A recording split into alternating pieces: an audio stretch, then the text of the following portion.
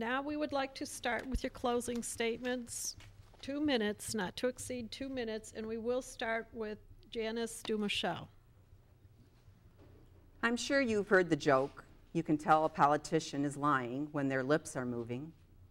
Well, I'm not a politician. I'm a mother, a small business owner, and a lifelong resident of Michigan.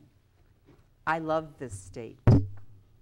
My business background will bring common sense, real-world solutions to our problems in Lansing. I will fight for a Michigan that attracts businesses by dumping the MBT and the personal property tax and embracing economic gardening. I will fight to restore fiscal discipline by cutting government spending, size, and waste. I will fight to protect our local schools with a common sense budgeting cycle. I will fight to protect our environment by preserving the integrity of our natural resources. As Rick Snyder says, we need to reinvent Michigan. We need a customer-based government. We need to run Lansing more like a business is run, not a hobby. In doing that, we will help business, the real job creators, do what they do best: create jobs. Put the Open for Business sign back on Michigan. Vote for Janice DuMouchelle on November 2nd. Because it doesn't take a professor to know what this state needs. It takes someone with the courage to do it. Thank you. Thank you, Mrs. DuMouchelle. Tim Bledsoe. Would you run? Distinguished New York Times columnist David Brooks recently used that as the title of his column in that newspaper. He wrote of the dirty campaign for the U.S. Senate in Illinois, questioning whether his readers would subject themselves to the abuse that those candidates had received. Would you run? It's a title that certainly hit home with me. I've been attacked by my opponent's allies in the most venomous and deceptive political campaign this community has ever seen. Through anonymous robocalls and glossy mailings, I've been accused of being personally responsible for stealing public money, wasting hundreds of billions of dollars of federal tax dollars, wasting hundreds of millions of dollars of state money. Would you run? I've had people come up to me in church and ask me about the anonymous robocall they received accusing me of lining my pockets with $4 million of public money.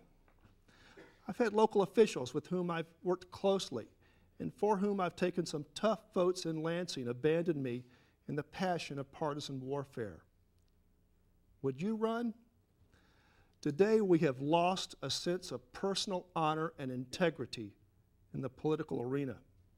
All that matters is winning. As a society, we have sunk to the point where the candidate who will lie most aggressively and has the most money to spread those lies often wins. Political partisanship in Michigan today has become senselessly destructive tribal warfare. Senselessly destructive tribal warfare. May God help us. Thank you. We wish to thank the forum officials, the candidates, and especially the audience for your questions. Given the time, not all of your questions were answered, but we do encourage you to seek out the candidates and ask them yourself. Now I would like to turn the forum over to Wilhelmina Giblin. Thank you, Christina. And thank you especially to tonight's participants for their commitment to public service.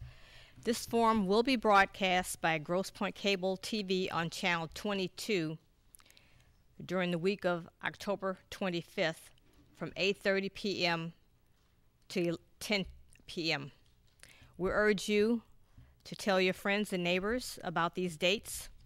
And thank you again to Grosse Pointe Cable TV for filming this forum for broadcast. Our local voter guide covering this race is on our website, which is on this placard here. You can pick up our local voter guide in the back room. There's an example of the voter guide right there on the table. Polls will be open from 7 a.m. to 8 p.m. You can verify your voting registration status by calling your city clerk or going to the Secretary of State website. Our website is also linked to the Secretary of State's website and to e.pubis.org. Thank you and good evening.